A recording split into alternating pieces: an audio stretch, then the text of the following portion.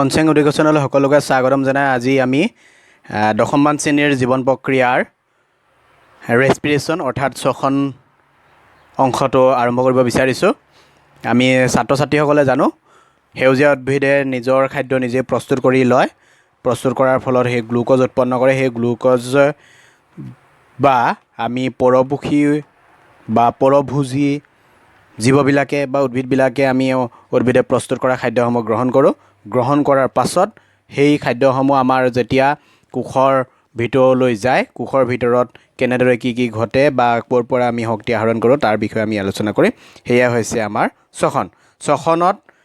শ্বসনত তলৰ প্ৰক্ৰিয়া কেইটা হয় যেনে গেছৰ বিনিময় হয় গেছৰ বিনিময় হ'ব লাগিব শ্বসন হ'বলৈ হ'লে কেনেকৈ বায়ুমণ্ডলৰ পৰা অৰ্থাৎ বা পৰিৱেশৰ পৰা আমি অক্সিজেন গ্ৰহণ কৰিম আৰু কাৰ্বন ডাই অক্সাইড বায়ুমণ্ডললৈ এৰি দিম এই গেছৰ বিনিময়টো শ্বসন প্ৰক্ৰিয়াত সম্পন্ন হ'ব এইটো আমি বহি শ্বসন বুলি ক'ম তাৰ পাছত কোষৰ সৰল খাদ্যক বা খাদ্য অণুবিলাক সৰু খাদ্য অণুবিলাকক ভাঙি শক্তি আহৰণ কৰিম যাক আমি কোষীয় শ্বসন বুলিও কওঁ বা এটো অন্তঃশ্বসন বুলিও কোৱা হয় আমি ইয়াতে পঢ়িম আসলতে বহি শ্বসন আৰু কোষীয় শ্বসনৰ বিষয়ে আমি বহি শ্বসনত যদি আমি অক্সিজেন গ্ৰহণ নকৰোঁ অক্সিজেন বায়ুমণ্ডলৰ পৰা যদি অক্সিজেন আমি গ্ৰহণ নকৰোঁ তেতিয়াহ'লে আমি কোষীয় শ্বসন কৰিব নোৱাৰোঁ আমি চাওঁ তেতিয়াহ'লে গ্লুকোজৰ বিভাজনবিলাক কেনেকৈ ক'ত হয় আমি সেই বিষয়ে আমি চাওঁ অৰ্থাৎ শ্বসন কি হয় তাকে চাওঁ গ্লুকোজৰ বিভাজন আমি যিহেতু খাদ্য খালোঁ খাদ্য অণুবিলাক সৰল অণুলৈ ভাঙি গ'ল অৰ্থাৎ গ্লুকোজলৈ ভাঙিলোঁ C6H12 এইটো গ্লুকোজখিনি আমাৰ কোষ পৰশত যাব কোষ পৰশত গৈ কেনেদৰে হয় চোৱা যেতিয়া কোষ পৰশত পাব কোষ পৰশত থকাৰ পাছত সিহঁতে পাইৰুভিক এচিড বা পাইৰুভেটলৈ পৰিৱৰ্তন হ'ব এই পাইৰুভেটবিলাকে কোষত যিহেতু আমাৰ কোষ পৰশত হৈ আছে গতিকে কোষৰ ভিতৰত হৈ আছে কোষত অক্সিজেনৰ অনুপস্থিতিত যদি পাইৰুভিক এচিডৰ বিক্ৰিয়া হয় বা পাইৰুভিক এচিড ভাঙি যায় শক্তি উৎপন্ন হ'বলগীয়া হয় অক্সিজেনৰ অনুপস্থিতিত তেতিয়াহ'লে কি উৎপন্ন হয় আমি চাওঁ আমি জানিলোঁ গ্লুকোজ ভাঙি গৈ শক্তি উৎপন্ন হয় সেই কথা আমি জানিছোঁ সেই গ্লুকোজটোৱে পাছত তিনিটা কাৰ্বনযুক্ত অণু পাইৰুভেট বা পাইৰুভিক এচিডলৈ পৰিৱৰ্তন হয় অক্সিজেনৰ অনুপস্থিতিত যদি পাইৰুভিক এচিড ভাঙি যায় তেতিয়াহ'লে কি হ'ব ইথানল উৎপন্ন হ'ব কাৰ্বন ডাই অক্সাইড উৎপন্ন হ'ব আৰু শক্তি উৎপন্ন হ'ব অৰ্থাৎ এইটোকে আমি কি বুলি কওঁ কিম্বন প্ৰক্ৰিয়া বুলিও কওঁ তোমালোকে জানা নিশ্চয় ইষ্ট কোষৰ দ্বাৰা পাইৰুভিক এচিডক যদি ইথানল কাৰ্বন ডাই অক্সাইড আৰু শক্তিলৈ পৰিৱৰ্তন কৰা হয় তাকে আমি কিম্বন বুলি কওঁ ইতিমধ্যে তোমালোকে ক'ৰবাত পঢ়িছা যে হুৰা উৎপন্ন কৰা প্ৰক্ৰিয়াটো ইষ্ট কোষৰ দ্বাৰা হুৰা উৎপন্ন কৰা প্ৰক্ৰিয়াটো হৈছে কিম্বন প্ৰক্ৰিয়া অৰ্থাৎ যদি আমি কাৰ্বহাইড্ৰেট বা ভাত বা এনেকুৱা ফল মূল তাত ইষ্ট কোষ দি দিয়া হয় তেতিয়া তাৰ অক্সিজেনৰ অনুপস্থিতিত বিক্ৰিয়া ঘটি কি হয় ইথানল কাৰ্বন ডাই অক্সাইড আৰু শক্তি উৎপন্ন এই ইথানলটো হৈছে হুৰা তাৰ পাছত আকৌ অক্সিজেনৰ উপস্থিতিত যদি ঘটে অক্সিজেনৰ উপস্থিতিত যদি পাইৰুভিক এচিড ভাঙি যায় তেতিয়াহ'লে কি উৎপন্ন হ'ব কাৰ্বন ডাই অক্সাইড উৎপন্ন হ'ব পানী উৎপন্ন হ'ব আৰু শক্তি উৎপন্ন হ'ব এই প্ৰক্ৰিয়াটো মাইটকণ্ড্ৰিয়াত সম্পন্ন হ'ব আমি মাইটকণ্ড্ৰিয়া জানো কোষৰ শক্তিৰ ভঁৰাল হৈছে মাইটকণ্ড্ৰিয়া গতিকে মাইটকণ্ড্ৰিয়াত এইটো সম্পন্ন হ'ব গতিকে আমি শোষণ কৰা বা আমি শ্বাস নিশ্বাসত উশাহত গ্ৰহণ কৰা অক্সিজেনে এই মাইটকণ্ড্ৰিয়াত গ্লুকোজ অণু বা পাইৰুভিক এচিডৰ বা পাইৰুভেট অণুটোক ভাঙি কাৰ্বন ডাই অক্সাইড পানী আৰু শক্তি উৎপন্ন কৰিব অতি কম পৰিমাণে যদি অক্সিজেন থাকে তেতিয়াহ'লে সেইটো মাংসপেশীত ঘটিত হয় যেতিয়া আমি অতিৰিক্ত পৰিমাণে এক্সাৰচাইজ কৰোঁ বা দৌৰোঁ ইত্যাদিৰ ক্ষেত্ৰত তুমি চাবা যেতিয়া মাংসপেশীত হ'ব তেতিয়া কি উৎপন্ন হ'ব লেক্টিক এচিড উৎপন্ন হ'ব আৰু শক্তি উৎপন্ন হ'ব কি কাৰণে যেতিয়া আমি অতিৰিক্ত পৰিশ্ৰম কৰোঁ বা ব্যায়াম কৰোঁ তেতিয়াহ'লে অক্সিজেনৰ নাটনি হয় দেহত নাটনি হোৱাৰ ফলত মাংসপেশীত শ্বসন ঘটি কি হ'ব লেক্টিক এচিড উৎপন্ন হ'ব আৰু সেয়ে মাংসপেশীত আমি বিষ অনুভৱ কৰোঁ গতিকে অতি কম অক্সিজেনৰ সহায়ত পাইৰুভিক এচিডটো ভাঙি যায় কাৰণে উৎপন্ন হয় লেক্টিক এচিড আৰু শক্তি তোমালোকে জানা যিহেতু আমাৰ ব্যায়াম কৰিলে বা দৌৰিলে আমাৰ খুবেই জোৰকৈ উশাহ নিশাহ ল'বলগীয়া হয় কাৰণটো হৈছে কি আমাৰ দেহত অক্সিজেনৰ পৰিমাণ কমি যায় কমি যোৱাৰ ফলত আমি উশাহ নিশাহ লৈ থাকোঁ, তথাপি আমি অক্সিজেন পাই থাকোঁ, কিন্তু যিমান পৰিমাণে অক্সিজেনৰ প্ৰয়োজন হয় মানে পাইৰুবিক এচিড ভাঙি যাবৰ কাৰণে ইমান পৰিমাণে অক্সিজেন নাথাকে কাৰণে কি হয়, মাংসপেশীত আমাৰ লেক্টিক এচিড পাইৰুবিক এচিড ভাঙি গৈ লেক্টিক এচিড আৰু শক্তি উৎপন্ন হয়, ফলত আমাৰ মাংসপেশীত আমি বিষ অনুভৱ কৰোঁ। এয়া হৈছে আমাৰ। এতিয়া আমি আহোঁ অবাত শ্বসন আৰু সবাত শ্বসন। অবাত শ্বসন কাক কয়, সবাত শ্বসন কাক কয়? আমি দেখিলোঁ পাইৰুবিক এচিড অণুটো ভাঙি গৈছে, এটা অক্সিজেনৰ অনুপস্থিতিত ভাঙিছে, অক্সিজেনৰ উপস্থিতি পাইছে, অতি কম পৰিমাণৰ অক্সিজেনৰ উপস্থিতিত ভাঙি গৈছে, সেইখিনি আমি দেখিলোঁ। এতিয়া আমি শ্বসনক আমি দুটা ভাগত ভাগ কৰি লৈছোঁ, সবাত শ্বসন আৰু অবাত শ্বসন। এৰোবিক ৰেছপিৰেশ্যন, এনএৰোবিক ৰেছপিৰেশ্যন। এৰোবিক ৰেছপিৰেশ্যন কি? অক্সিজেনৰ উপস্থিতিত যদি সংঘটিত হয়, অক্সিজেনৰ উপস্থিতিত যদি এই বিক্ৰিয়া সংঘটিত বা শ্বসন সংঘটিত হয়, তেতিয়া আমি তাক কি বুলি কৈছোঁ? সবাত শ্বসন বুলি কৈছোঁ। মাইট্ৰকণ্ড্ৰিয়াত হয় বুলি আমি গম পালোঁ। ইতিমধ্যে আমি পাইৰুবিক এচিড ভাঙি যোৱা প্ৰক্ৰিয়াটো চাইছোঁ বা দেখা পাইছোঁ। অবাত শ্বসন কি হ'ব? অক্সিজেনৰ অনুপস্থিতিত সংঘটিত হ'ব। মাইট্ৰকণ্ড্ৰিয়াত সংঘটিত হয়। অবাত শ্বসন ক'ত হয়? মাইট্ৰকণ্ড্ৰিয়াত সংঘটিত হয়। আৰু অবাত শ্বসন ক'ত হয়? কোষ পৰশত সংঘটিত হয়। সবাত শ্বসনত কি উৎপন্ন হ'ব? কাৰ্বন ডাই অক্সাইড, পানী উৎপন্ন হ'ব। আৰু অবাত শ্বসনত কি হ'ব? এলকহল বা লেক্টিক এচিড উৎপন্ন হ'ব। কম পৰিমাণে অক্সিজেনত লেক্টিক এচিড বুলি কোৱা হৈছে, গতিকে আমি তাকো অবাত শ্বসনত অন্তৰ্ভুক্ত কৰি লৈছোঁ। সবাত শ্বসনত কি হ'ব? যথেষ্ট পৰিমাণৰ শক্তি উৎপন্ন হ'ব। আৰু অবাত শ্বসনত কি হ'ব? খুব কম পৰিমাণৰ শক্তি উৎপন্ন হয়। এয়া হৈছে আমি সবাত শ্বসন আৰু অবাত শ্বসনৰ পাৰ্থক্য। তোমালোকৰ পৰীক্ষাত লিখিবলৈ আহে, গতিকে এইখিনি ধুনীয়াকৈ মনত ৰাখি ল'বা। এইবাৰ আমি আহোঁ মানুহৰ শ্বসনতন্ত্ৰৰ বিষয়ে জানিবলৈ। মানুহৰ শ্বসনতন্ত্ৰ কি? নাকৰ বিন্ধা, নষ্ট্ৰেল থাকিব, আৰু নাকৰ ৰাস্তা যে নেজেল পেছেজ বুলি কৈছে, নেজেল পেছেজ, অৰ্থাৎ নাকৰ বিন্ধাইদি গৈ নাকৰ ৰাস্তাত যাব, তাৰপিছত নাক গহ্বৰ পাব, নাক গহ্বৰ পোৱাৰ পাছত আমাৰ ফেৰিংছ পাব। ফেৰিংছ তোমালোকে চিত্ৰটোত চালে দেখা পাবা, ময়ো চিত্ৰটোত দেখাই দিম। ফেৰিংছ, তাৰপাছত পাবগৈ লেৰিংছ, লেৰিংছ পোৱাৰ পাছত ট্ৰেকিয়া, ট্ৰেকিয়াৰ পাছত ব্ৰংকাই, ব্ৰংকাইৰ পাছত হাওঁফাওঁ, হাওঁফাওত যেতিয়া পাব তাৰপিছত হাওঁফাওত থকা ব্ৰংকিয়লছ।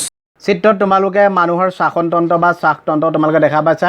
প্ৰথমে বায়ুপথ, মুখ গহ্বৰ, ফেৰিংছ, লেৰিংছ ইত্যাদি আছে, তাৰপিছত শ্বাসনলী আছে, সেইবিলাক আহি হাওঁফাওঁ, হাওঁফাওৰ পাছত কামিহাড়, বায়ুমোনা, ব্ৰংকিয়ল, মধ্যছদা বা আমি কৈছোঁ ড্ৰাই ফাৰ্ম, এইবিলাক তোমালোকে দেখা পাইছা। চিত্ৰত তোমালোকে যেতিয়া ভালকৈ চাই ল'বা, তেতিয়া ভালকৈ তোমালোকে বুজি পাবা। আৰু নেক্সট গৈ ক'ত পাব? বায়ুকোষ, এলভিঅলাৰ আৰু ৰক্তকেশিকা পাব। ৰক্তকেশিকা পোৱাৰ পাছত কোষবিলাকে পাই যাব। এইটো আচলতে কি হয়? মানুহৰ শ্বসনতন্ত্ৰ, অৰ্থাৎ অক্সিজেনৰ আদান প্ৰদান আৰু কাৰ্বন ডাই অক্সাইডৰ আদান প্ৰদানৰ ৰাস্তা, সেইটোকে আমি শ্বসনতন্ত্ৰ বুলি কৈছোঁ। গতিকে ইয়াৰ পাছত আমি তোমালোকে চাবা, আমি উশাহ নিশাহ যে আমি লৈছোঁ, ব্ৰেডিং কৰিছোঁ, তাৰ আমি উশাহ আৰু নিশাহবিলাক আমি পাৰ্থক্য কৰি দেখুৱাম। উশাহ নিশাহ, ব্ৰিডিং। উশাহ ইনহেলেশ্যন, নিশাহ এক্সহেলেশ্যন। কি হয়? উশাহৰ সময়ত বুকু গহ্বৰ সম্প্ৰসাৰণ হয়। আমাৰ যেতিয়া আমি ভিতৰলৈ উশাহ টানি লওঁ, ভিতৰলৈ যেতিয়া অক্সিজেন টানো বা বায়ু টানো, তাক আমি উশাহ বুলি কৈছোঁ। যেতিয়া আমি উশাহ টানো, তেতিয়া আমাৰ কি হয়? বুকুখন ফুলি উঠে, গতিকে বুকুখন সম্প্ৰসাৰণ হয়। আৰু যেতিয়া আমি নিশাহ বা বায়ুমণ্ডললৈ এৰি দিওঁ বা কাৰ্বন ডাই অক্সাইড নাকেদি উলিয়াই আনো, তেতিয়া কি হয়? নিশাহৰ সময়ত আমাৰ মুখ গহ্বৰখন সংকোচন হয়। তোমালোকে নিশ্চয় গম পাইছাই, নিজক যদি পৰীক্ষা কৰিছা তেতিয়া গম পাবা, যেতিয়া উশাহ টানি নিয়া বুকুখন ফুলি উঠে, আৰু যেতিয়া উশাহ এৰি দিয়া তেতিয়া কি হয়? বুকুখন সংকোচন হয়। কামিহাড়বিলাক, ৰিবছবিলাক ওপৰলৈ উঠি আহে, কামিহাড়বিলাক ওপৰলৈ উঠি আহে কাৰণে বুকুখন সম্প্ৰসাৰণ হোৱা দেখায়। আৰু কামিহাড়বোৰ কি হয়? নিশাহত কি হয়? কামিহাড়বোৰ তললৈ নামি যায়। আৰু আছে ডায়েফ্ৰামখন চেপেটা হৈ যায়। আমি যেতিয়া উশাহ লওঁ তেতিয়া ডায়েফ্ৰাম এখন আছে, ৰিবছবিলাকৰ তলতে এখন ডায়েফ্ৰাম আছে। ডায়েফ্ৰামখনেই আমাৰ বুকুৰ উঠা নমাত সহায় কৰে। এইটো ডায়েফ্ৰামখন কি হৈ যায়? চেপেটা হৈ যায়। আৰু নিশাহত কি হয়? ডায়েফ্ৰামখন আগৰ অৱস্থালৈ উভতি আহে। অৰ্থাৎ উশাহ লওঁতে যেতিয়া চেপেটা হৈ গৈছিল, সেই চেপেটা হৈ যোৱা ডায়েফ্ৰামখন পুনৰ নিশাহত কি হয়? পুনৰ আগৰ অৱস্থালৈ গুচি আহে। গতিকে ইলাষ্টিক গুণসম্পন্ন। হাওঁফাওৰ আয়তন বাঢ়ি যায়। যেতিয়া আমি উশাহ লওঁ তেতিয়া হাওঁফাওৰ আয়তন বাঢ়ি যায়, যাতে বহুত পৰিমাণে অক্সিজেন গ্ৰহণ কৰি ল'ব পাৰে, যাতে যথেষ্ট পৰিমাণে বায়ু সোমাব পাৰে অক্সিজেনৰ হাওঁফাওৰ ভিতৰত। আৰু যেতিয়া নিশাহ হয় তেতিয়া হাওঁফাওৰ আয়তন কমি যায়, যাতে ইয়াৰ পৰা বায়ু ওলাই যাব পাৰে। যিহেতু আমাক কাৰ্বন ডাই অক্সাইড দেহত নালাগে, গতিকে কাৰ্বন ডাই অক্সাইড ওলাই যোৱাটো আমাৰ দেহৰ কাৰণে অত্যন্ত জৰুৰী। ডায়েফ্ৰামখনৰ মাংসপেশী সংকোচন হয় বাবে বেকা হৈ যায়, আৰু ডায়েফ্ৰামখন তললৈ যায়, ফলত চেপেটা হয়। গতিকে ডায়াফ্ৰামখন মাংসপেশীৰে গঠিত বুলি ক'লোৱেই, যিহেতু ই বেকা হৈ যাব আৰু সেইখন তললৈ গুচি যায়। তললৈ গুচি যোৱাৰ ফলত কি হয়, আমাৰ হাওঁফাওৰ আয়তন বাঢ়ি যায়। ডায়াফ্ৰামখনৰ মাংসপেশী পুনৰ আগৰ অৱস্থালৈ ঘূৰি আহে যেতিয়া ডায়াফ্ৰামখন চেপেটা হৈ যায় বুলি কৈছিলে।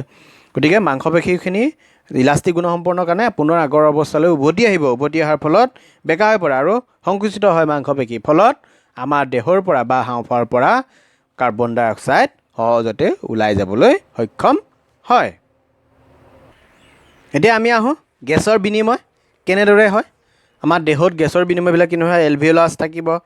গেছৰ বিনিময় হ'বৰ কাৰণে এলভিঅলাছ, বায়ুকোষবিলাক, ৰক্ত, তেজ আৰু কোষৰ পৰা কলাৰ মাজত সেইবিলাক হ'ব। গেছৰ বিনিময়বিলাক কেনেদৰে হয়, অৰ্থাৎ আমি গ্ৰহণ কৰা অক্সিজেন গৈ কোষবিলাকত পালেগৈ, তাৰ পৰা আকৌ কাৰ্বন ডাই অক্সাইড গ্ৰহণ কৰি আনি নাকেৰে উলিয়াই দিলে। এই গোটেই প্ৰক্ৰিয়াটোকে হৈছে গেছৰ বিনিময়। গতিকে আমি প্ৰথমে বায়ু, অক্সিজেন থকা বায়ু গ্ৰহণ কৰিলোঁ, হয়নে? গ্ৰহণ কৰি ক'ত? তেজৰ ৰক্তকণিকাৰ চিত্ৰত গেছৰ বিনিময় কেনেদৰে হয় তাকে দেখুওৱা হৈছে, তোমালোকে ভালদৰে চোৱা। বায়ুকোষত কেনেদৰে গেছৰ বিনিময় হৈছে তাকে দেখুওৱা হৈছে, তোমালোকে চোৱা। বা তেজৰ ৰক্তকণিকাৰ দ্বাৰা ক'ত গ'ল? তেজৰ কোষবিলাকে থকা RBC-বিলাকে, তেজৰ কোষৰ RBC-বিলাকে য'ত লোহিত ৰক্তকণা থাকিব, সিহঁতি অক্সিজেন গ্ৰহণ কৰিলে বা অক্সিজেন লাগি ধৰিব। কিয় লাগি ধৰিব? RBC-ত ৰেড ব্লাড কৰ্পাছকুলত কি থাকিব? হিমগ্ল'বিন থাকিব। হিমগ্ল'বিনৰ লগত অক্সিজেন থাকিব, লাগি অক্সি হিমগ্ল'বিন গঠন কৰে। এইবিলাক তোমালোকে পাইছা। চ' অক্সি হিমগ্ল'বিন গঠন কৰিব আৰু সেই অক্সিজেনখিনি, সেই তেজখিনিক আমি বিশুদ্ধ তেজ বুলি কৈছোঁ। গৈ সেইখিনি ক'ত পাব? অক্সিজেনবিলাক গৈ যেতিয়া বায়ুৰ অক্সিজেন গ্ৰহণ কৰা তেজখিনি গৈ যেতিয়া আমি দেহৰ কোষত পাব, দেহৰ কোষত কি হ'ব? অক্সিজেনবিলাক এৰি দিব। অক্সিজেন কোষত এৰি দিয়াৰ পাছত কি হয়? সেই অক্সিজেনৰ উপস্থিতিত আমাৰ কোষবিলাকত শ্বসন প্ৰক্ৰিয়া সংঘটিত হ'ব। তাৰপাছত আকৌ যদি আমি কি হয়, কোষৰ পৰা বা কলাবিলাকৰ পৰা কি হ'ব? তেজে কাৰ্বন ডাই অক্সাইড বিশিষ্ট তেজ লৈ আহিব। তেতিয়া আকৌ তেজ, যিহেতু প্ৰথমে অক্সিজেনখিনি এৰি দিয়াৰ পাছত কাৰ্বন ডাই অক্সাইড লৈ আহিব। কাৰ্বন ডাই অক্সাইড লৈ অহাৰ পাছত সিহঁতে তেজত কাৰ্বন ডাই অক্সাইড আহি এৰি দিবহি। অৰ্থাৎ প্ৰথমে তেজৰ কি বুলি কয়, গেছৰ বিনিময়টো হ'ব। ফলত সেই কাৰ্বন ডাই অক্সাইড ৰক্তৰ লগত মিহলি হৈ আহিব। মিহলি হৈ ৰক্তকণিকাইদি আহি বায়ুকোষত পাবহি। ফলত সেই বায়ুকোষৰ পৰা কাৰ্বন ডাই অক্সাইডখিনি মুক্ত হ'ব।